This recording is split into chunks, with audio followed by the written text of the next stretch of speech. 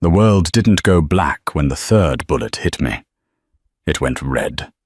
I could smell the gunpowder mixed with the sickening sweetness of Chanel No. 5 and iron. I looked down, not at my own ruined chest, but at the small, trembling boy underneath me. He was spotless, perfect, alive. Then a shadow fell over us. The devil of New York, Lorenzo Caruso, dropped to his knees. He didn't look at his crying son. He looked at me, a nobody waitress bleeding out on a $10,000 rug. He grabbed the paramedic's collar and screamed a command that silenced the entire room. "You don't let her die. She is my wife now." New York City doesn't care if you're tired. It only cares if you can keep up. For Sarah Miller, keeping up meant a double shift at the Pierre, one of Fifth Avenue's most historic and expensive hotels. It was 8:00 p.m. on a Tuesday, and her feet were already throbbing inside the cheap black non-slip shoes she'd bought at Walmart 3 months ago. The grand ballroom was suffocatingly hot, smelling of roasted duck, heavy lilies, and old money. This was the Gala for the Future, a charity event where Manhattan's elite pretended to care about the poor while wearing watches that cost more than Sarah's entire life earnings. "Table 4 needs more champagne. Move." Miller, the floor manager. A sweaty man named Mr. Henderson hissed into her earpiece. "On it," Sarah whispered, adjusting the heavy tray on her shoulder. She was 24, but she felt 50. Her blonde hair was pulled back so tight it gave her a headache, a requirement of the uniform. She moved through the crowd like a ghost. That was the job, be invisible. Fill the glass, take the plate, disappear. If a guest noticed you, you were doing it wrong. She navigated past a group of women discussing their summers in the Hamptons. "So I told the contractor, if the marble isn't Carrara, tear it out." One woman in a red Valentino gown laughed. Sarah tightened her grip on the tray. Her own apartment in Queens had a leaking ceiling and a heater that only worked when it felt like it. She was 2 weeks late on rent, and her younger brother Toby needed new insulin. The American healthcare system was a shark, and Sarah was treading water.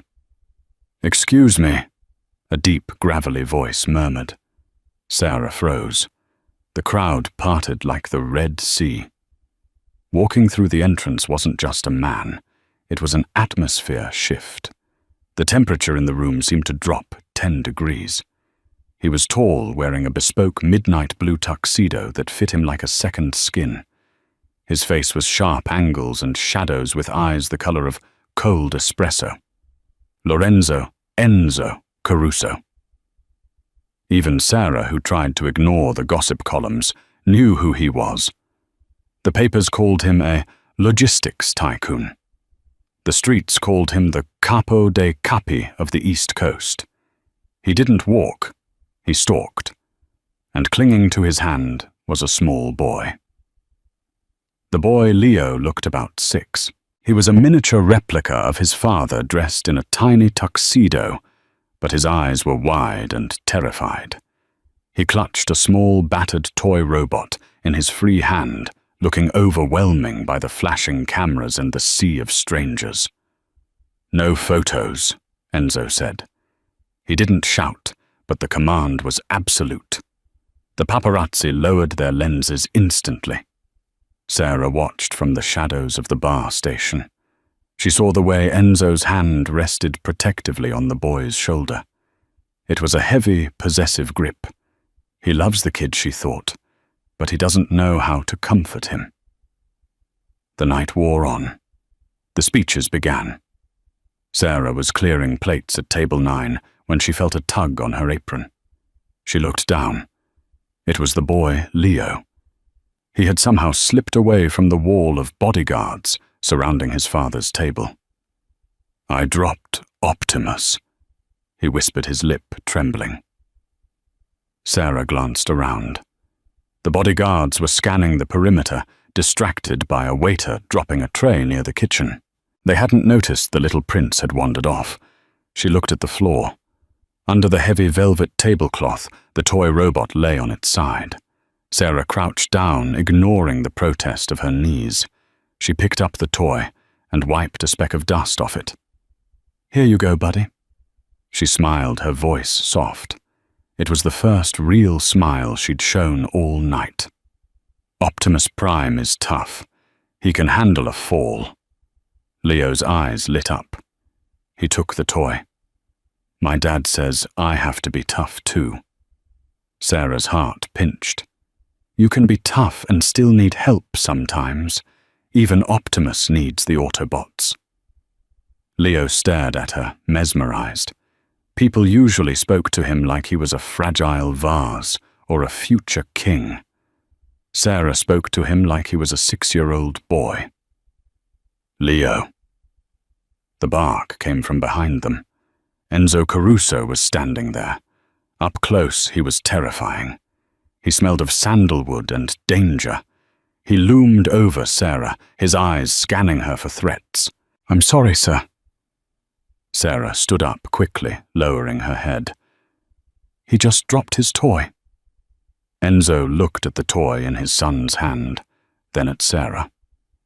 His gaze lingered on her frayed collar and the dark circles under her eyes. For a second, the mask slipped, and she saw exhaustion in the Mafia boss's eyes, too. "Thank you," Enzo said stiffly. He placed a hand on Leo's head. "Stay close, Leo. I told you. It's not safe." "Yes, Papa," Leo mumbled. As they walked away, Sarah let out a breath she didn't know she was holding. She checked her cheap Casio watch. 9:45 p.m. Just 2 more hours. Then she could go home, count her tips, and pray she had enough for the insulin. She didn't know that in 15 minutes money would be the last thing on her mind. The atmosphere in the ballroom changed at 10 o'clock p.m. It wasn't something you could see. It was something you felt. The air grew static, like the moments before a thunderstorm breaks over the Hudson River.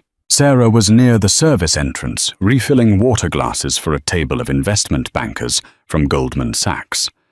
Her position gave her a view of the entire floor, including the VIP dais where Enzo Caruso sat. Leo was coloring in a book, bored out of his mind.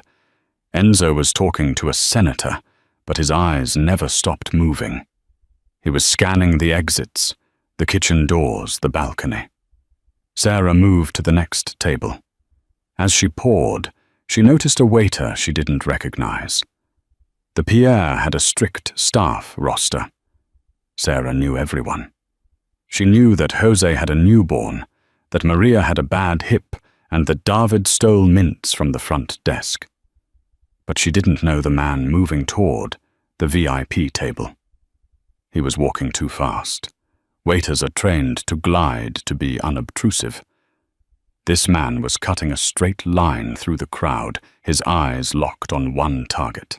He wasn't carrying a tray. His right hand was tucked inside his white service jacket. Sarah frowned. "What is he doing?" Then she saw it. A flash of metal under the crystal chandeliers. A suppressor. The long black cylinder screwed onto the end of a pistol. Time seemed to warp. It slowed down to a crawl. The man was 10 feet away from Enzo. But Enzo was turned away, laughing at something the senator said. The bodyguards were looking outward at the crowd, not at the staff. They assumed the threat would come from a rival, not a server. The gunman wasn't aiming at Enzo. He was aiming at Leo. The realization hit Sarah like a physical blow. They aren't trying to kill the boss. They're trying to break him. Sarah didn't think. She didn't calculate the distance or the danger. She didn't think about Toby waiting for her in Queens or the unpaid rent. She dropped the water pitcher. It shattered a loud crash that should have alerted everyone, but the noise was swallowed by the orchestra playing a swell of Beethoven. She ran. She wasn't wearing running shoes. She was wearing slippery, cheap plastic soles. She kicked them off as she sprinted her socks, sliding on the polished parquet floor. "No!" she screamed. The scream tore through the music. Enzo turned. The gunman raised the weapon. Sarah threw herself. She didn't tackle the gunman. She was too far away. She did the only thing she could.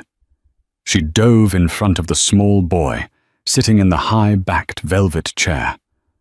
Phoot! The first bullet hit her in the left shoulder. It felt like being punched by a sledgehammer. The force spun her around.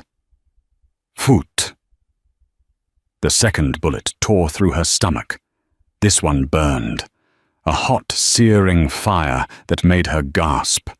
She collapsed over Leo, covering his small body with hers, her arms wrapping around his head to shield his eyes. Phoot! The third bullet embedded itself in her lower back, just inches from her spine. The silence that followed lasted only a heartbeat, but it felt like an eternity. Sarah lay slumped over the boy, her white uniform turning crimson. She could feel Leo shaking underneath her, his small hands clutching her apron. "Stay down," she wheezed, blood bubbling past her lips. "Don't look." Then chaos erupted. "Man down, secure the package."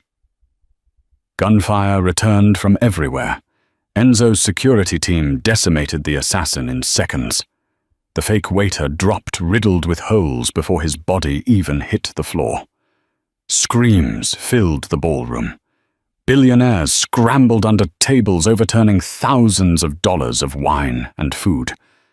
But Enzo Caruso didn't move for cover. He vaulted over the table, ignoring the senator who was cowering on the floor. He landed next to the pile of white and red fabric that was Sarah. He pulled her off his son, his hands shaking, not with fear, but with a rage so profound it looked like madness. "Leo!" Enzo barked. "Leo, are you hit?" The boy was covered in blood, but he shook his head, sobbing. "It's not mine, Papa. It's hers." "She saved me." Enzo looked at Sarah. She was pale, her skin turning the color of ash. Her breath was coming in short, wet rattles. Her eyes were unfocused, staring up at the grand chandelier.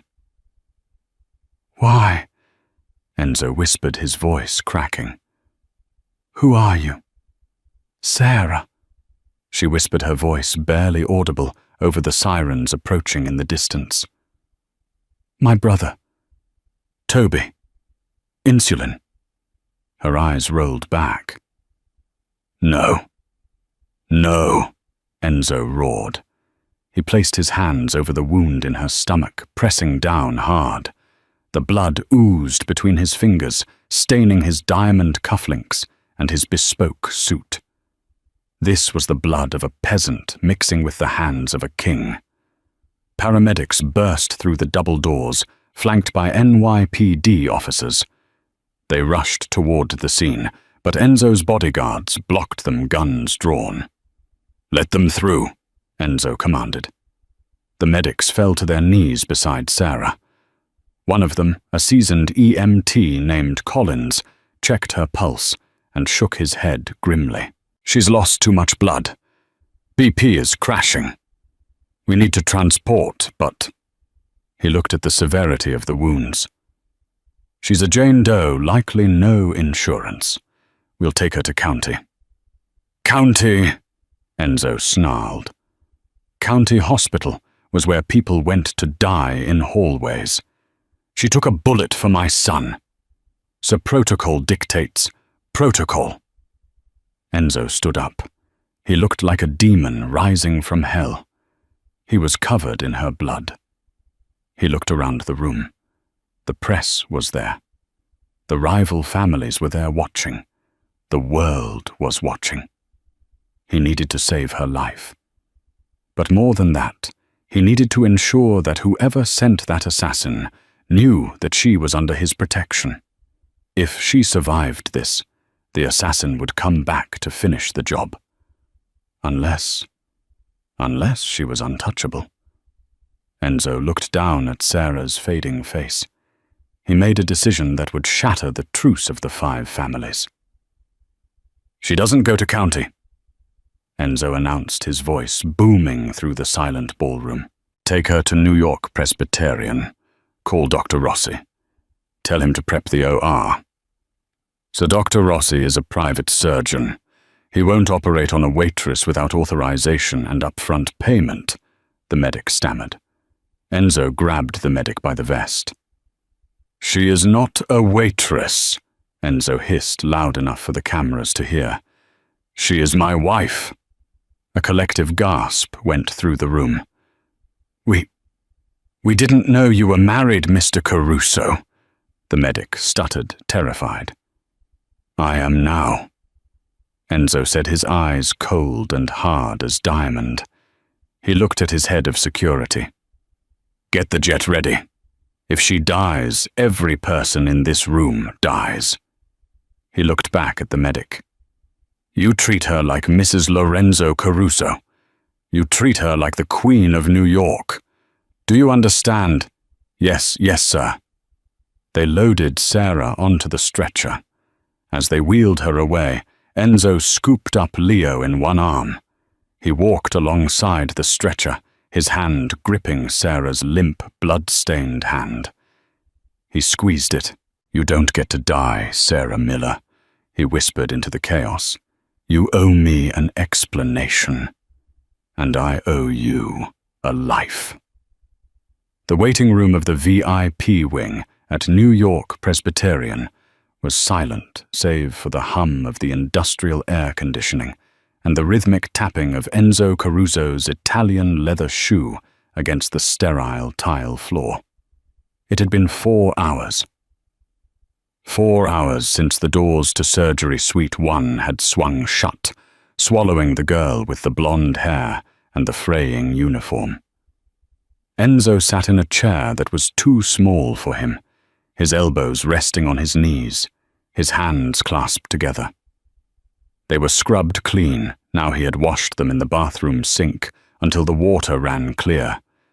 But he could still feel the phantom warmth of her blood.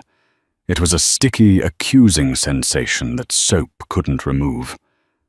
Beside him, curled into a tight ball on a leather love seat, was Leo.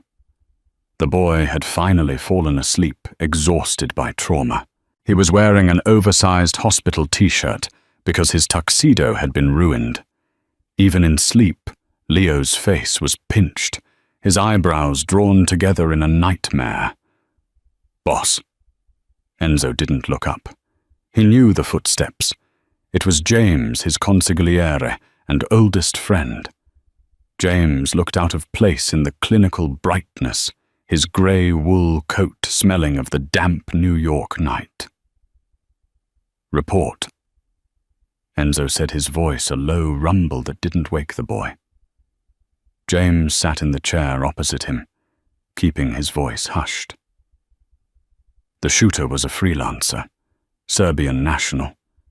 No direct ties to the families, but the weapon was high grade. Someone hired him to make it look like an accident or a robbery gone wrong. But hitting the kid? James shook his head, his jaw tight. That was a message. They wanted to end your bloodline. Enzo's eyes flicked to the sleeping boy. A muscle feathered in his jaw. They failed. Because of her. Yes, James agreed quietly. Because of the waitress, Sarah Miller. I ran her background. Enzo finally looked up. His eyes were bloodshot, the exhaustion of the adrenaline crash setting in. Tell me. It's bleak, Enzo. Parents died in a car wreck 4 years ago. She dropped out of community college to take care of her brother Tobias. He's 19, type 1 diabetic, brittle. He's been in and out of the ICU, because they can't afford the good insulin or the continuous monitors. She works 60 hours a week at the Pierre and another 20 at a diner in Queens just to keep the lights on. Enzo stared at the wall. He thought of the moment in the ballroom. My brother. Toby. Insulin. Her last thoughts hadn't been fear of death. They had been fear of failing her brother. She's alone, Enzo murmured. No one to miss her if she dies on that table. No one to protect her if she survives. That brings us to the other problem, James said, leaning in. The press. The video of you screaming that she's your wife is trending on Twitter. It's on CNN. The 5 families are calling. The commission is confused. If they find out you lied to get her into surgery. If they find out she's just a civilian witness, she's a loose end. Enzo finished the thought. If she's a civilian, the people who hired the shooter will finish the job. They can't leave a witness who saw the shooter's face up close. They'll kill her in her hospital bed. Exactly. Unless she really is my wife, Enzo said. The air in the room seemed to get heavier. Enzo, you can't be serious. You can't marry a stranger to clean up a PR mess. Enzo looked at the double doors of the surgery suite. He remembered the weight of her body as she threw herself over his son. He remembered the ferocity in her eyes when she told Leo he didn't have to be tough. She took 3 bullets for a boy she didn't know, James. My own captains wouldn't have moved that fast. Enzo stood up, walking to the window that overlooked the East River. I owe her a life debt. In our world, a life debt is binding. The doors to the surgery suite opened with a hydraulic hiss. Enzo turned instantly. Dr. Rossi, the chief of trauma surgery, stepped out. He looked exhausted, his surgical cap pulled low. He stripped off his gloves, his expression unreadable. Enzo walked toward him, stopping 2 feet away. He didn't ask. He just waited. She's alive, Rossi said. Enzo let out a breath, his shoulders dropping half an inch. But, Rossi continued, raising a hand, it was close. We had to remove her spleen. The bullet in the shoulder shattered the clavicle. We plated it. The real issue was the 3rd bullet. The spine, Enzo said. It missed the spinal cord by 2 millimeters, Rossi said, shaking his head in disbelief. If she had moved an inch to the left, she'd be a quadriplegic. As it stands, there is significant nerve trauma. She will have mobility issues for a while. She'll need months of physical therapy. It's going to be a long, painful road. Will she walk? Eventually. With help. But Enzo, Rossi lowered his voice. She lost a lot of blood. She was technically dead for 30 seconds on the table before we got the rhythm back. She's in a medically induced coma for now to let the swelling go down. We'll wake her in 24 hours. Enzo nodded slowly. Move her to the penthouse suite. Private security only. No hospital staff enters without my men checking them first. Enzo, the administrators are asking for the insurance papers, Rossi said nervously. And the marriage license. They need proof of kinship for you to make these decisions. Enzo reached into his jacket pocket and pulled out a black checkbook. He didn't write a check. He just looked at James. James, Enzo said, his voice devoid of emotion. Call Judge McKinnon. Tell him I need a favor. I need a marriage license backdated to yesterday. And get the hospital administrator down here. I'm buying the wing. James stared at him, then sighed, pulling out his phone. I'll make the call. Enzo looked back at the doctor. She wakes up as Mrs. Caruso. Let's hope she doesn't hate the name. Waking up was not like in the movies. There was no sudden gasp, no snapping open of eyes. For Sarah, it was a slow, agonizing crawl through thick mud. First came the sound, the rhythmic beep. Beep. Beep of a heart monitor. The hum of a machine breathing for someone nearby. Then came the smell. Sterile. Sharp. Like bleach and expensive flowers. Then came the pain. It wasn't a sharp pain anymore. It was a dull, heavy throb that encompassed her entire body, as if her bones had been replaced with lead pipes. She tried to move her hand, but it felt miles away. "Easy," a voice said. It was deep, vibrating through the air like a cello string. "Don't try to move yet." Sarah forced her eyes open. The light was blinding. She blinked rapidly, trying to clear the fog. She wasn't in a hospital room, or at least not one she had ever seen. The ceiling was high-painted with calming clouds. There were heavy silk drapes covering the windows. A crystal vase filled with white roses sat on a mahogany bedside table.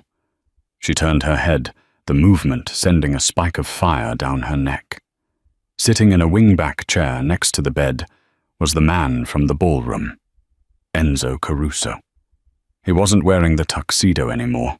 He was wearing a black button-down shirt, the sleeves rolled up to reveal forearms covered in dark ink tattoos of thorns and geometric lines.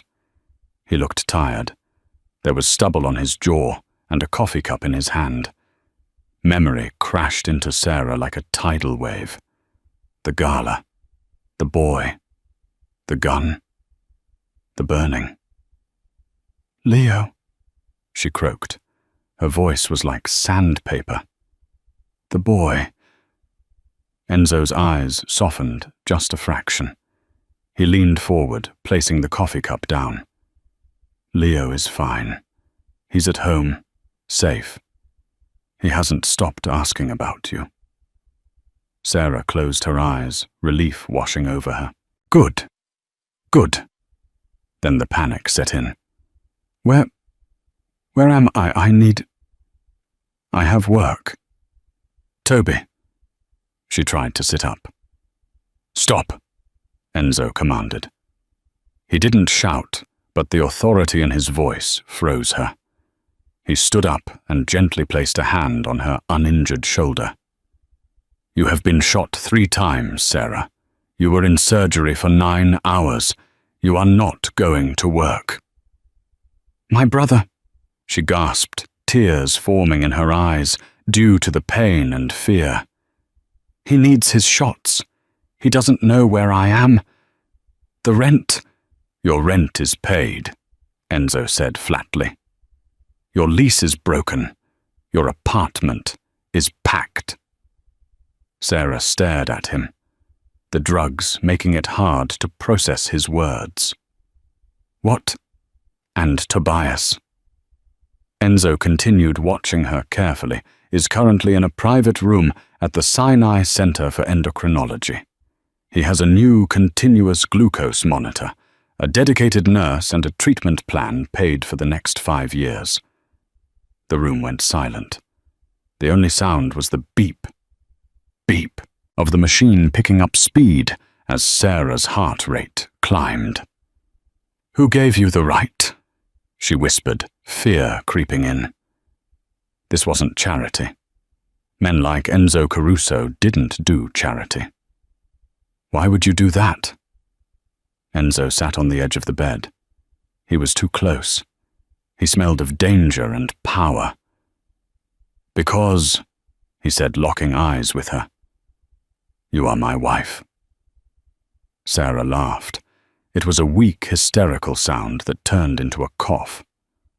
I'm hallucinating. The drugs." "No hallucination," Enzo said. He reached into his pocket and pulled out a piece of paper. He unfolded it and held it up. It was a marriage certificate. Lorenzo Giovanni Caruso and Sra Elizabeth Miller, dated 2 days ago. "I don't understand," Sarah whispered, her mind reeling. "I never signed this." "I signed it for you," Enzo said calmly. "It's legal. the judge owed me. Why? She demanded, finding a spark of anger in the exhaustion. Why are you doing this to me? I saved your son. Is this how you thank me? By kidnapping me? Enzo's face hardened. He stood up and walked to the window, pulling back the heavy drape. The lights of Manhattan glittered below. The man who shot you was a Serbian mercenary, Enzo said, his back to her. He failed his mission.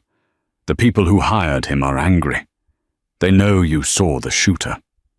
They know you interfered. If you walk out of this hospital as Sarah Miller, the waitress, you will be dead in 24 hours. They will find you in your apartment in Queens, and they will kill you. And they will probably kill your brother, just to be thorough. Sarah felt the blood drain from her face. The machine beeped faster. Enzo turned around. But they won't touch Mrs. Caruso. In my world, wives are off limits. It is the oldest rule. If I claim you, you are under my protection. The entire underworld knows you are mine now.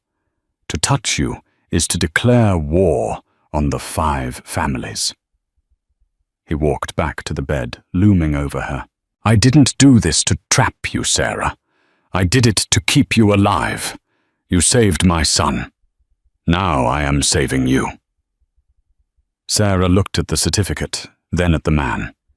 He was terrifying, yes. But he had also secured 5 years of medical care for Toby, something she had prayed for every night for 4 years. So what happens now? She asked, her voice trembling. I just... Pretend. There is no pretending, Enzo said. You will live in my house. You will wear my ring. You will be a mother figure to Leo, who is currently too traumatized to speak to anyone but me. And in return, you and your brother will never want for anything again. He reached into his pocket again. This time he pulled out a ring. It wasn't a delicate band. It was a massive, vintage emerald-cut diamond surrounded by smaller diamonds. It looked heavy. It looked like a shackle. Give me your hand, he said. Sarah hesitated. She looked at the door. It was closed. She looked at her legs hidden under the sheets, numb and useless. She thought of Toby, safe in a private clinic. She slowly lifted her right hand. Enzo slid the ring onto her finger. It fit perfectly. Welcome to the family, Sarah, he whispered. Just then the door creaked open. A small head peered around the frame. Papa! It was Leo. He was holding the toy robot. Enzo turned, his face instantly softening. Come in, Leo. She's awake. Leo walked hesitantly toward the bed. He looked at Sarah, his eyes wide and fearful. He saw the tubes, the pale skin. Did I break her? Leo asked, his voice wobbling. Sarah's heart broke.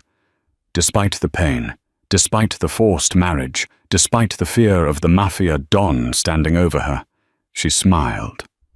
No, sweetie, she whispered, reaching out her hand, the one with the heavy ring. I'm not broken, just under repair, like Optimus. Leo rushed forward and buried his face in the side of the mattress, careful not to touch her wounds. Sarah rested her hand on his soft hair. Enzo watched them. The waitress and the heir. He knew he had made a deal with the devil to keep her safe. But looking at them now, he realized the danger wasn't just from the assassins outside. The danger was that for the first time in 10 years, since his first wife died, the ice around his heart was starting to crack. And in his world feeling was a weakness that got you killed. Discharge day was a military operation. There were no flowers or balloons.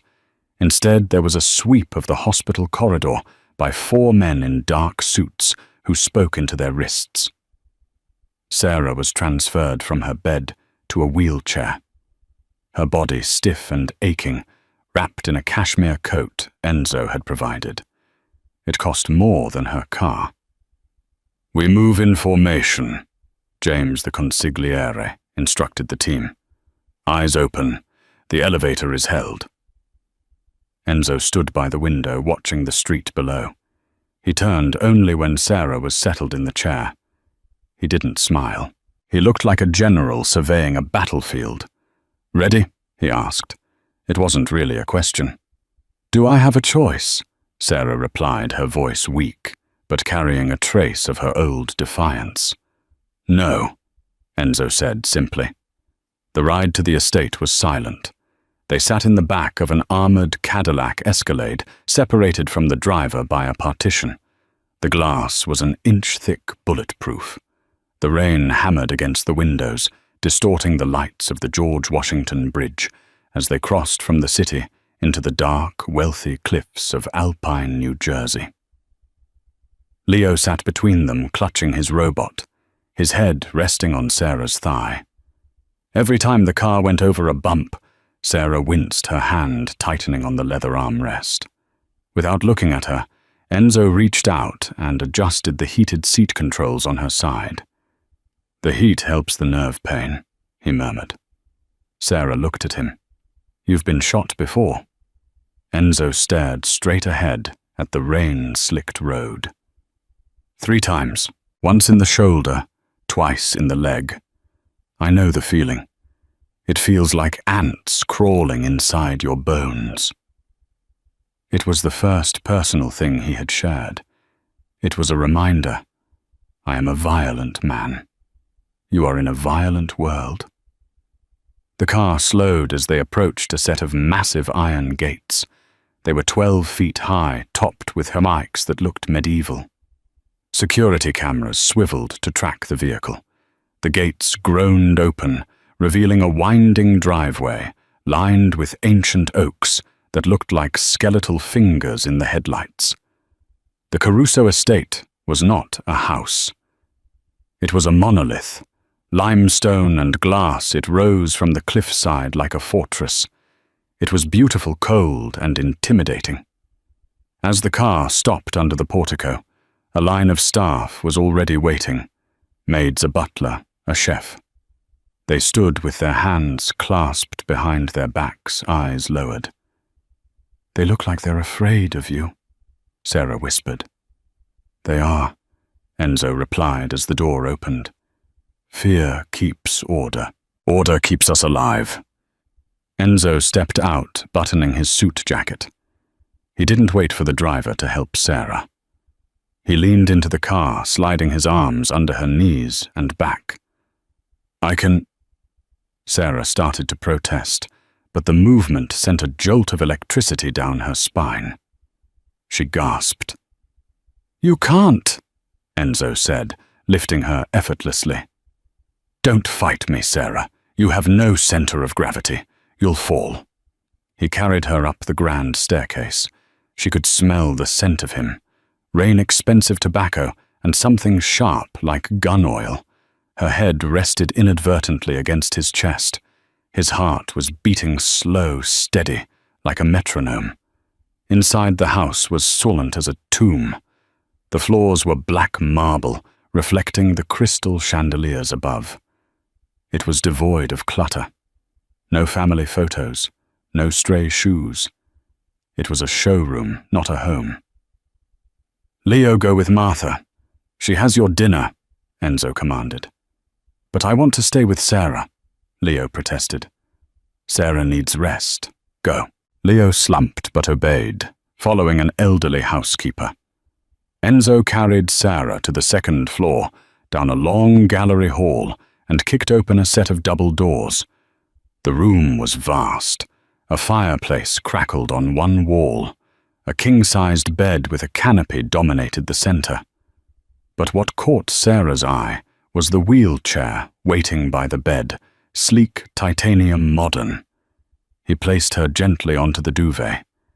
He lingered for a second, his face inches from hers. For a moment, Sarah thought he might say something kind. "This is the East Wing," he said instead. My rooms are connected through that door on the left. You do not lock that door. Sarah bristled. Excuse me, I have a right to privacy. You have a right to safety. Enzo corrected, his voice dropping an octave. If you fall, if you choke, if you have a seizure from the trauma, I need to be able to get to you. You are not a guest, Sarah. You are an investment I am protecting. He straightened up, fixing his cuffs. Dinner will be brought to you. Dr. Rossi will visit in the morning for your PT. Don't leave this floor. He turned to leave. Enzo, she called out. He stopped at the door, hand on the brass knob. Thank you, she whispered, looking at the fire. For Toby. Enzo didn't turn around. Don't thank me yet. You haven't seen the price tag of this life. He closed the door. Sarah listened to the click of the latch. She was safe. She was wealthy. She was married to the most powerful man in New York, and she had never felt more like a prisoner. A week passed in a blur of agony and rain. Recovery was not a straight line. It was a jagged spiral. The mornings were the hardest. The nerves in Sarah's lower back would scream as soon as she tried to shift weight. Her days were regimented. At 8 a.m., a maid brought a tray of fruit and oatmeal she was too nauseous to eat. At 9 a.m. Doctor. Rossi arrived with a physical therapist named Helga, a woman with hands like steel grips who showed no mercy. Push Mrs. Caruso, Helga would bark as Sarah gripped the parallel bars set up in her room, sweat dripping down her face. If you don't use the muscles, they atrophy. Do you want to be in the chair forever? I'm trying. Sarah gritted out her legs, shaking violently. Enzo was rarely seen during the day. He was a ghost in his own house. Sarah would hear the helicopter taking off from the lawn at dawn, taking him to the city. She would hear the heavy thud of the front door late at night. But she felt his presence, the fresh flowers that appeared daily, the upgraded pain medication when he noticed she was suffering, the way the staff treated her with a terrified reverence. The only bright spot was Leo. The boy had ignored his father's rules about letting Sarah rest. Every afternoon, he would sneak into her room with his backpack. He would sit on the rug beside her wheelchair and read to her or play with his transformers. Papa says you're broken because of me, Leo said one rainy Tuesday, snapping a plastic wing onto Starscream. Sarah was sitting by the window watching the grey ocean of the sky. She turned the wheelchair around. Come here, Leo. The boy walked over. Sarah reached out and took his small hands. Look at me. I am not broken. I am healing. And it wasn't because of you. It was because of a bad man. You didn't pull the trigger. Papa says it's his fault too, that he wasn't careful. Your papa. Sarah sighed, realizing the weight the man carried. Thinks he controls the sun and the moon, but he can't control everything. That night, the house was particularly quiet. The storm had knocked out the power grid in the town, and the estate was running on backup generators. The lights flickered and hummed. Sarah couldn't sleep. The pain in her back was a dull roar. She maneuvered herself from the bed to the wheelchair, intending to go to the ensuite bathroom for a glass of water. Then she heard it. A scream, high-pitched and terrified. Leo. It was coming from down the hall. Sarah didn't think. She wheeled herself to the door. She pushed it open and rolled into the dark corridor. Leo, she called out. Another scream. No, no, don't. Sarah spun the wheels, ignoring the pain in her shoulders. She reached the door to Leo's room. It was ajar. Inside, the boy was thrashing in his bed, tangled in the sheets. He was caught in a night terror. Sarah rolled to the bedside. "Leo, wake up. It's okay." She reached out to shake his shoulder. Suddenly a shadow loomed in the doorway. A gun clicked. "Step away from him." Sarah froze. She looked up. Enzo was standing there, a Beretta leveled at her chest. He was shirtless, wearing only silk pajama pants. His body was a map of scars, knife wounds, bullet holes, burns. He looked wild, his eyes adjusting to the darkness. "Enzo, it's me," Sarah whispered, holding up her hands. "He's having a nightmare." Enzo lowered the gun instantly, letting out a sharp curse. He engaged the safety and tossed it onto a chair. He rushed to the bed, but he didn't know what to do. He stood over the thrashing boy, his hands hovering. "Leo," Enzo commanded, his voice harsh. "Soldier report. Wake up." "Stop it," Sarah hissed. "He's not a soldier. He's 6. She pulled herself out of the wheelchair. It was a stupid move. Her legs weren't ready. They buckled immediately. "Sarah," Enzo lunged, catching her inches from the floor. His arm wrapped around her waist, pulling her flush against his bare chest. She grabbed his shoulders for stability. His skin was burning hot. For a moment they were frozen there, her broken body supported entirely by his strength, his face inches from hers in the dim light. She could feel the hard lines of his abs, the scar tissue on his ribs. She looked up into his eyes. They weren't cold anymore. They were wide, frantic, and human. "I've got you," he whispered. His voice was rough. "Help him," Sarah whispered back, nodding at the bed. "Put me on the bed with him." Enzo hesitated, then lifted her and placed her gently on the edge of Leo's mattress. Sarah immediately pulled the crying boy into her arms. "Shh, Leo. I'm here. Optimus is here. The bad guys are gone." She rocked him. She hummed a lullaby she used to sing to Toby, an old Beatles song, Blackbird. Enzo stood in the shadows watching. He watched this woman who was in agony comfort his son better than he ever could. He watched the way Leo's breathing slowed, how he unclenched his fists and buried his face in her neck. Enzo felt a tightening in his chest that had nothing to do with the war he was fighting. It was shame, and it was gratitude. After 20 minutes, Leo was asleep. Sarah was exhausted, her head drooping. Enzo walked forward. He didn't say a word. He picked Sarah up from the bed, carrying her bridal style. "I can take the chair," she murmured sleepily against his shoulder. "No," Enzo said. He carried her back to her room. He laid her down. But he didn't leave immediately. He sat in the chair beside her bed. "The night his mother died," Enzo said into the darkness, his voice sounding like gravel being crushed. "She was in the car with me. They rigged the ignition. I got out. She didn't." Sarah turned her head on the pillow, looking at his silhouette.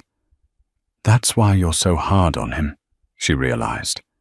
"You think if you make him tough, he won't break like she did." "I think if I make him tough, he won't need me," Enzo corrected. "Because one day, my luck will run out, and he will be alone." "He's not alone anymore," Sarah said softly. Enzo looked at her. The moonlight caught the ring on her finger, the ring that had belonged to his grandmother. "No," Enzo said, standing up. "He isn't." He walked to the door.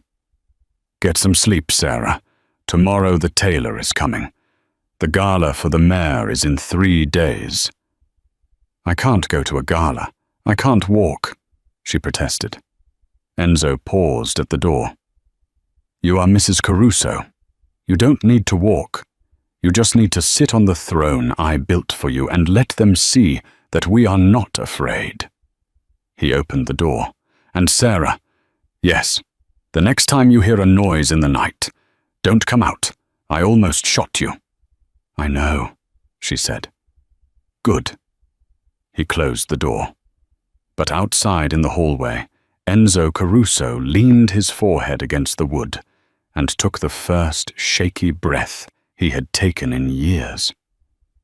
The Metropolitan Museum of Art was closed to the public, transformed into a glittering cavern of gold and velvet for the mayor's annual ball. This was the lion's den. Every major crime boss, corrupt politician, and ruthless CEO in New York was in attendance, sipping champagne and plotting wars behind polite smiles. For Sarah, the entrance felt like walking, or rather rolling, to the gallows. She wore a custom-made gown of deep crimson silk, designed to drape elegantly over the wheelchair, while concealing the surgical brace around her waist. Her blonde hair was swept up, revealing the diamond necklace that Enzo had fastened around her neck an hour ago. It was cold against her skin, a heavy reminder of who she belonged to now. "Head up," Enzo whispered, his hand resting firmly on the handle of her wheelchair. He was a wall of black wool and tension behind her. "If they smell fear, they bite." "I'm not afraid of them," Sarah replied, her voice steady, despite the trembling in her hands. "I'm afraid of tripping over this dress. I won't let you fall. Never again." The double doors swung open. The hum of conversation died instantly. Enzo Caruso didn't sneak in. He pushed his wife into the center of the room, challenging the world to look at her. And they did. They looked at the woman who had taken 3 bullets and survived. They looked at the waitress who had become a queen.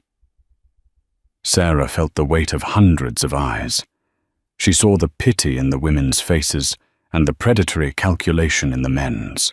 "Caruso!" a voice boomed. Vincent Russo, the head of the rival Brooklyn family, stepped forward. He was a large man, smelling of cigars and arrogance. He held a glass of scotch, his eyes flickering over Sarah's wheelchair with mocking sympathy. "A tragedy," Russo said loud enough for the nearby tables to hear. "To see such a beautiful flower broken in the pot. Tell me, Enzo, is she just a decoration now? Or can she still perform?" The insult hung in the air like toxic smoke. Enzo's grip on the wheelchair tightened so hard his knuckles turned white. He stepped forward, his eyes darkening into murder. "Careful, Vincent." Enzo growled.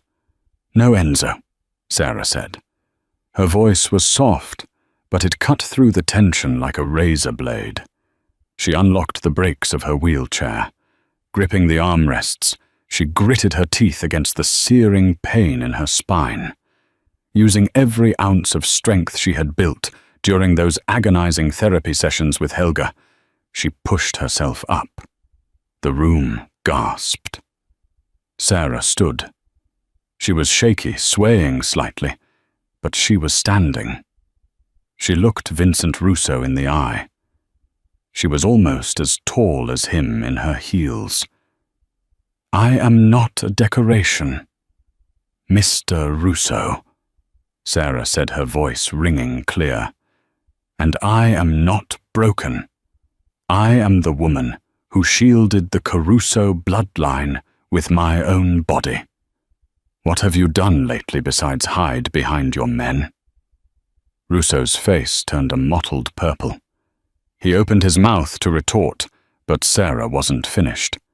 She leaned in closer, her eyes locking onto the gold lapel pin on Russo's jacket. It was a small, unique design, a serpent eating its own tail. A flash of memory hit her.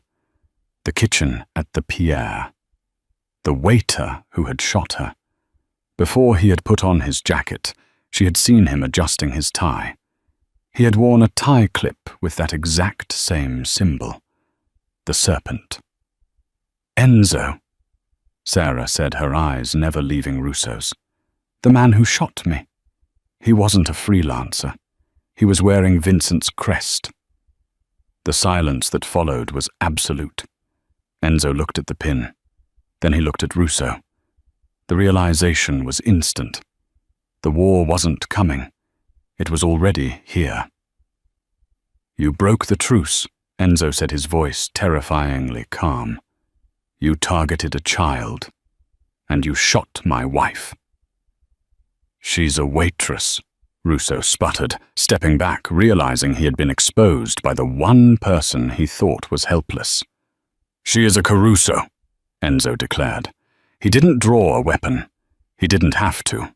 He simply nodded to the shadows of the room. Dozens of men's security waiters, even the band members, stepped forward. Enzo's network was everywhere. Leave, Enzo whispered to Russo. Go home and say goodbye to your family. You have until sunrise. Russo fled, his entourage scrambling behind him.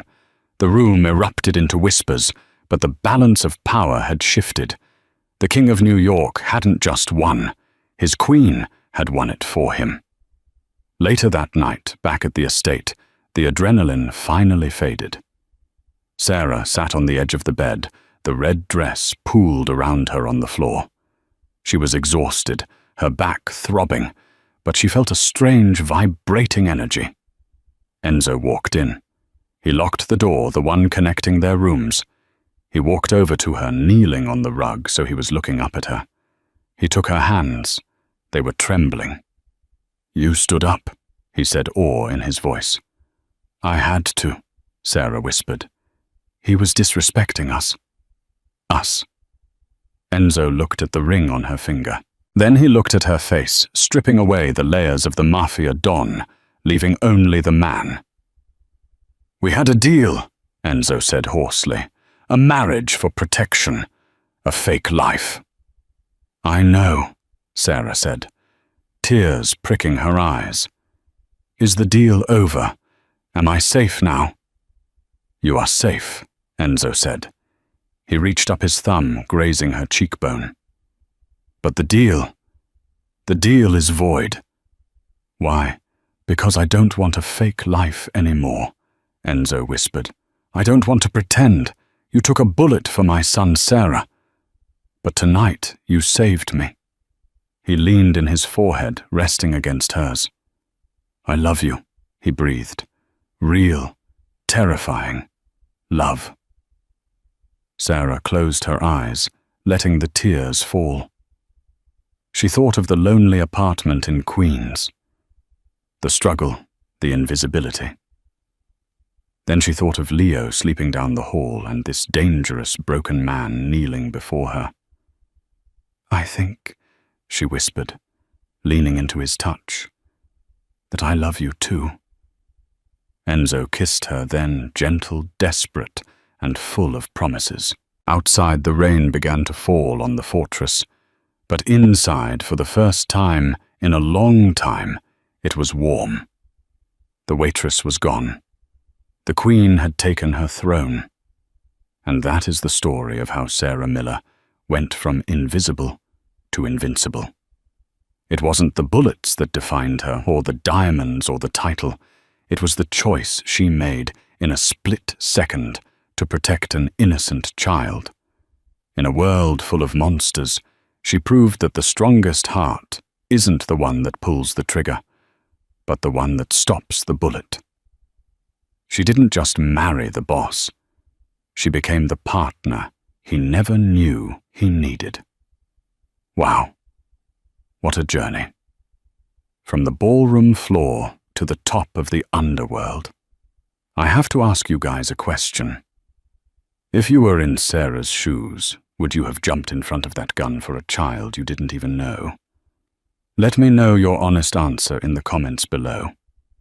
I read every single one. If you enjoyed this story and want more dramatic romances with crazy twists, please hit that like button It really helps the channel, and don't forget to subscribe and ring the bell so you never miss the next episode. Thanks for watching, and I'll see you in the next story.